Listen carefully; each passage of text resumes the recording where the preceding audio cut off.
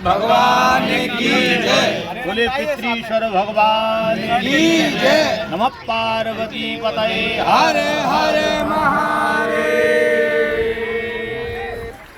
बोल गुरुदेव भगवान की जय। दीप आ गए। बोलो गुरुदेव भगवान की जय। बम बम भोले। दीप गुप्ता ऊपर ओम अपवित्र पवित्रो वा सर्वावस्थांगतोऽपि वा यः स्मरेत् पुण्डरीकाक्षं स बाह्याभ्यन्तरा शुचिः। पुंडरीकाक्ष पुनातो पुंडरीकाक्ष पुनातो पुंडरीकाक्ष पुनातो। अभी रख लो 32 मां पुनातु। ओम नारायणाय नमः नारायणो मां पुनातु। ओम माधवाय नमः माधवो मां पुनातु। हस्तौ प्रक्षाल्यते ऋषिकेशाय नमः गोविंदः मां पुनातु। नहाने का संकल्प कर लो, स्नान करने का संकल्प। आप लोग अभी तो मस्ती मार रहे थे ना, स्नान करने का संकल्प। ओम तत्सत हरि ओम तत्सत। हरे हरे हरे श्रीमद्भगवतो महापुरुषस्य विष्णुराज्ञा प्रवर्तमानस्य अद्य श्री ब्रह्मणोन्निहिते परार्धे श्री श्वेतवाराह कल्पे जम्बूद्वीपे भरतखंडे भारतवर्षे आर्यावर्तैको तत्रापि परम पुनीते षष्ठी संवत्सराणां मध्ये अतल वितल सुतल तलातल रसातल महातल पातालानाम उपरिभागे भूर्लोक भुवर्लोक स्वर्लोक महर्लोक जनलोक तपलोक सत्यलोकानाम अधोभागे भरतखंडे भारतवर्षे आर्यावर्तैको तत्रापि परम पुनीते षष्ठी संवत्सराणां मध्ये मासानामुत्तमे मासे शुभे आश्विन मासे कृष्णे पक्षे आद्यवर्तन्याम अमायां शुभ पुण्यतिथौ गोत्रः। अपना अपना गोत्र ले लीजिए सभी लोग। नामोहम नाम स्मरण कर लेंगे सभी। सपरिवारोहम इष्ट मित्र बंधु बांधव सहितोहम कायिक वाचिक मानसिक प्राणुक्त फल प्राप्त्यर्थम सर्वत्र जय सिद्ध्यर्थम श्री भगवती गंगा कृपा कटाक्ष प्राप्त्यर्थम च सर्व पाप समनार्थम च सर्व विधि कल्याण प्राप्त्यर्थम च सर्व विधि उन्नतिकरणार्थम च अद्यहम पितृ कृपा कटाक्ष प्राप्त्यर्थम च गंगा स्नान महं करिष्ये। छोड़ दीजिए, वो गंगा में 3 डुबकी लगा के और जैसे है वैसे ही हो जाता है।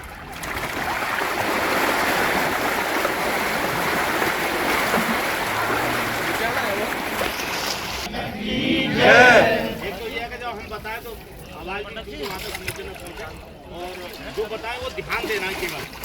इसमें मंत्र प्रधान नहीं है, इसमें क्रिया प्रधान है। माने हम क्या कर रहे हैं उसका महत्व है। और सूक्ष्म रूप से मित्र हमारे जल को ग्रहण करते हैं, जैसे भोजन सूक्ष्म रूप से ग्रहण करते हैं ऐसे ही ये चीज़ करते हैं।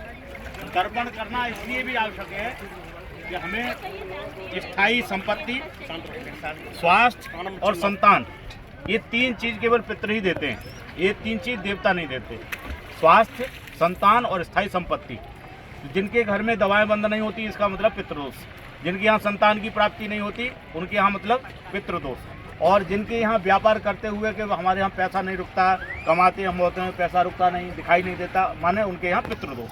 तो ये तीनों चीज़ें पितृदोष के कारण होती हैं। तो पितरों की प्रसन्नता के लिए ये 16 दिन आते हैं, और इन 16 दिनों में जो व्यक्ति पितरों को प्रसन्न कर देता है तो निश्चित रूप से उसके यहाँ धन धान्य की वृद्धि, पुत्र पौत्र आदि की वृद्धि और स्वास्थ्य की वृद्धि होती है।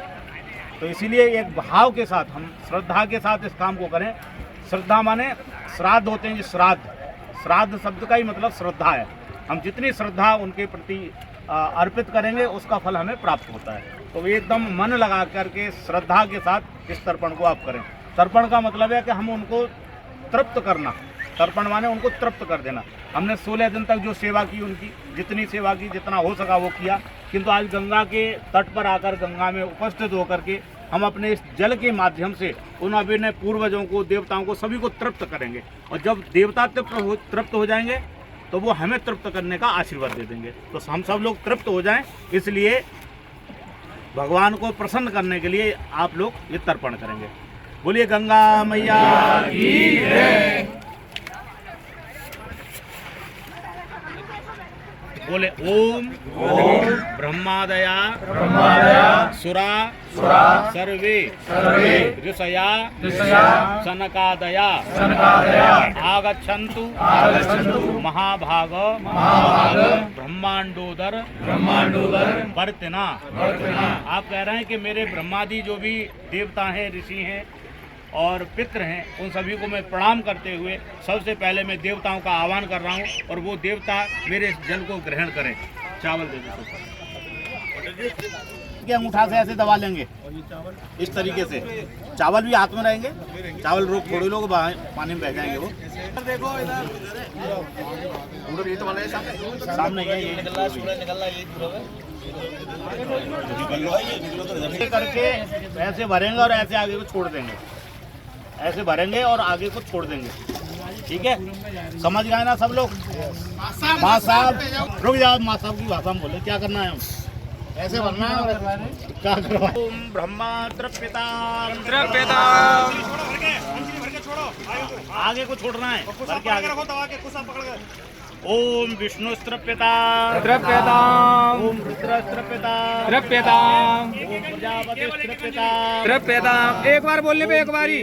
तृप्यंताम द्रव्यंताम ओम छंदांसि तृप्यंताम द्रव्यंताम ओम वेदास तृप्यंताम द्रव्यंताम ओम ऋषयस् तृप्यंताम द्रव्यंताम ओम पुराणाचार्यस् तृप्यंताम द्रव्यंताम ओम गंधर्वास् तृप्यंताम द्रव्यंताम ओम मित्राचार्यस् तृप्यंताम द्रव्यंताम ओम संवत्सरः सावयवस् तृप्यताम द्रव्यंताम ओम देवास् तृप्यंताम द्रव्यंताम ओम अप्सरास् तृप्यंताम द्रव्यंताम ओम देवानुगास् तृप्यंताम द्रव्यंताम तृप्यंताम द्रव्यंताम ओम मनुष्यास् तृप्यंताम द्रव्यंताम ओम सुपर्णास् तृप्यंताम द्रव्यंताम ओम भूतानि तृप्यंताम द्रव्यंताम ओम पशवस् तृप्यताम द्रव्यंताम ओम पशवस् तृप्यंताम द्रव्यंताम ओम वनस्पतयः तृप्यंताम द्रव्यंताम ओम औषधयः तृप्यंताम द्रव्यंताम ओम भूतग्रामश्चतुर्विधः तृप्यंताम द्रव्यंताम ओम भूतग्रामश्चतुर्विधः तृप्यताम द्रव्यंताम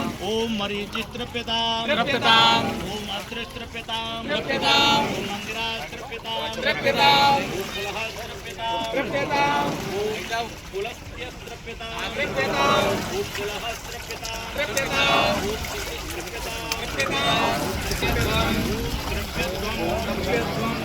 उत्तर की तरफ होगा। हाँ, थोड़े ऐसे तिरछे हो जाओ भैया, सामने उत्तर की तरफ।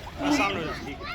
जो और जो जनेऊ पहने हैं वो बीच में कर लें, हाथ में से निकाल के माला की हाथ की तरफ जड़ कर देंगे, सीधे हाथ की तरफ जड़ और ऐसे लगाने सही कर रखा है। तेजवीर सिंह तुम्हें तो पता होगा, भरेंगे और ऐसे नीचे छोड़ देंगे, ऐसे भरेंगे और वहीं से छोड़ देंगे। दो अंजलि छोड़नी, दो अंजलि वो बता देते बताएंगे मंत्र में। आप लोग सब किया वो देवताओं का किया और ऋषियों का किया। अब जो दिव्य मनुष्य हैं उनका आप तर्पण करेंगे, दिव्य मनुष्यों का। ओम सनकास्त्रप्यताम द्रव्यंताम द्रव्यंताम। ये 2 बार छोड़ना है आपको। छोड़ना बीच में से जल लेकर के। कौन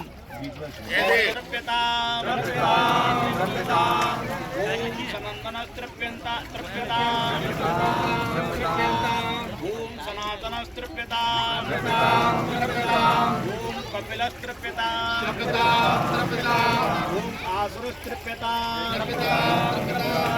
ओम पूर्णस्तृप्यताम ओम पंचशिखिस्तृप्यताम। आवाज लीजिए। सीधे कंधे के ऊपर अंगोछा और जनेऊ और कुसा फोल्ड कर लो, जड़ और फुलक एक तरफ, जनेऊ को अपोजिट साइड कर दो, सीधे कंधे के ऊपर आ रहे। तो जिधर जड़ थी उधर ही उसकी फुलक भी आ जाएगी सीधे हाथ की तरफ। हाँ। सीधे हाथ की तरफ।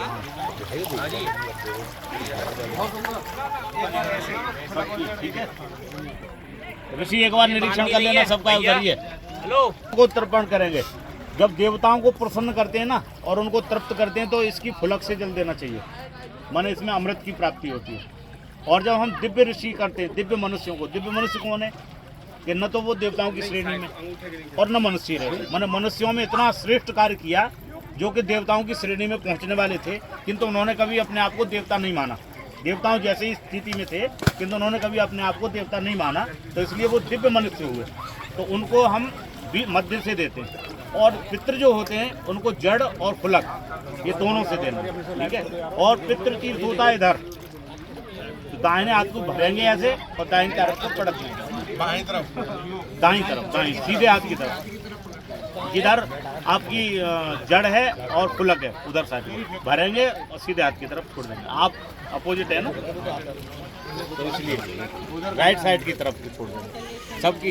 नहीं लेफ्ट हैंडर नहीं, हमारा आमने सामने होता है सब काम। पलट डाल दिए बाकी जल में आएंगे ना।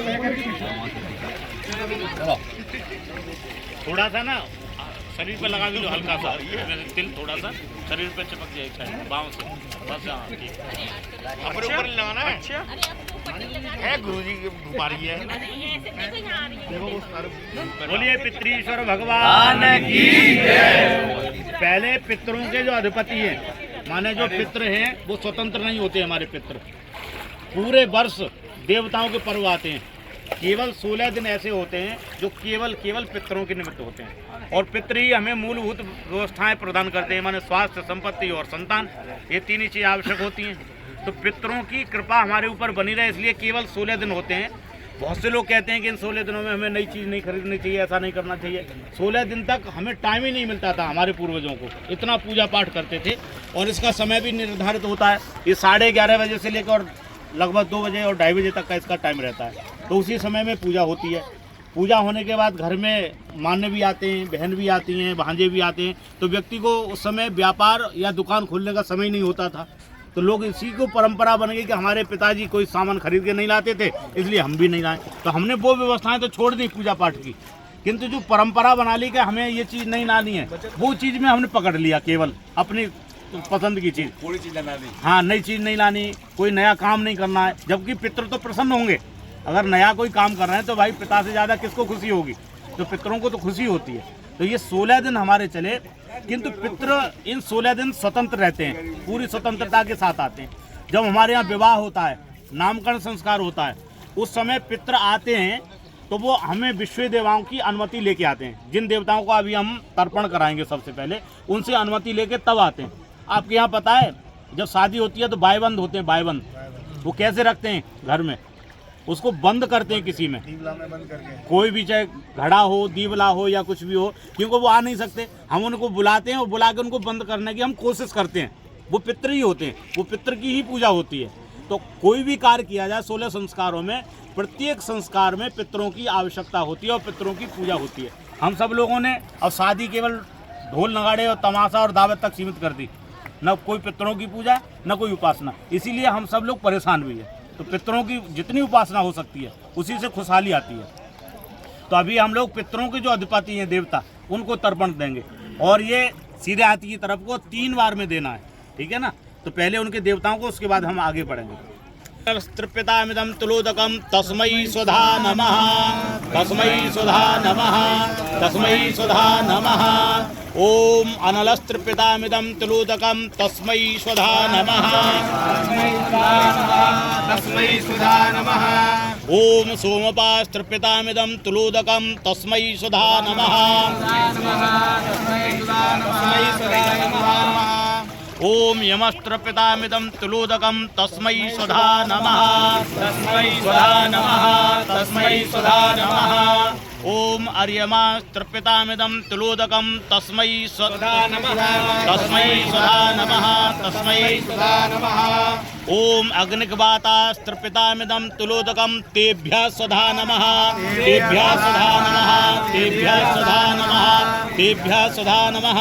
ओम सोमपास्त्रपितामिदं तुलोदकं तेभ्यः स्वधा नमः, तेभ्यः सुधा नमः, तेभ्यः सुधा नमः। ओम बर्हिदस्त्रपितामिदं तुलोदकं तेभ्यः स्वधा नमः, तेभ्यः स्वधा नमः, तेभ्यः स्वधा नमः।